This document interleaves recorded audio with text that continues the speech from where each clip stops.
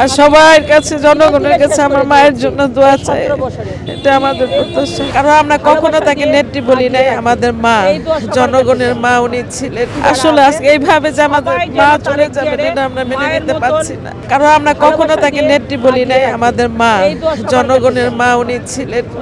ঠিক আমাদের মায়ের মতো আমাদের ভালোবাসতেন, কিন্তু এইভাবে চিকিৎসা ছাড়া তিল তিল করে সে শেষ হয়ে যাবে এটা আমরা কখনো কল্পনা করি না।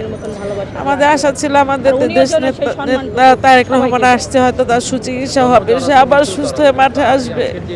আমাদের এই স্বপ্নটা একটি দৃঢ় ছিল যে সে সুস্থ হয়ে আসবে, ছেলে আসছে চিকিৎসা করাবে। কিন্তু হঠাৎ করে এইভাবে ছেলে আসার পরে সে চলে যাবে এটা আমরা কখনো মেনে নিতে পারছি না।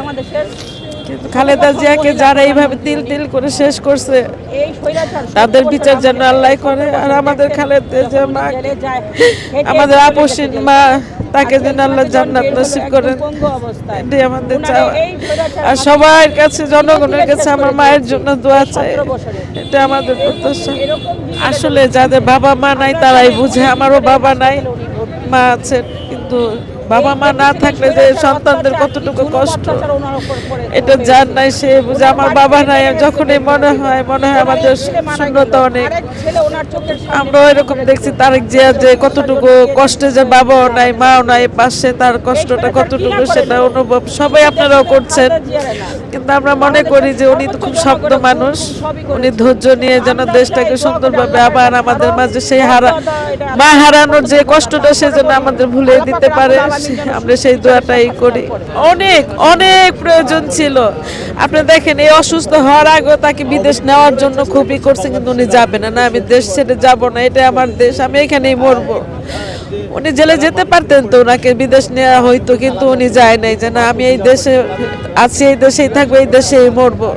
আল্লাহ তার ডাক হয়তো শুনেছেন, এটাই যে তিনি এই দেশে থেকে মরতে চেয়েছেন, এই জন্য হয়তো বিদেশ তার যাওয়া হয় নাই। কত তো সিদ্ধান্ত নিলেন মেয়েদের নেওয়ার জন্য, কিন্তু ওইটাই আল্লাহ যেটা ভালো মনে করছেন সেটাই হয়েছে আর কি। অবশ্যই সামান্য একটা কিছুই না, যেই মামলা, এটা একটা মামলাই না, 2 লাখ টাকার মামলা এখন লক্ষ লক্ষ টাকা হয়েছে ব্যাংকে রেখে। ওইটা এই সামান্য মামলা, এইভাবে একটা নেত্রীকে হয়রানি করা, এইভাবে আজকে 17-18টা বছর তাকে কারাবন্দি করে রাখা, এইভাবে চিকিৎসা ছাড়া তাকে তিল তিল করে মেরে ফেলা। আপনারা তো এই দেশের জনগণ, আপনারাও বুঝতে পারেন যে এটা কি আসলে কি সঠিক না ভুল না সত্য কোনটা, আপনারাও ভালো জানেন। আমরা সবাই চাই, সারা জনগণ, সারা বাংলাদেশের জনগণ চাই এর সুষ্ঠু বিচার হোক।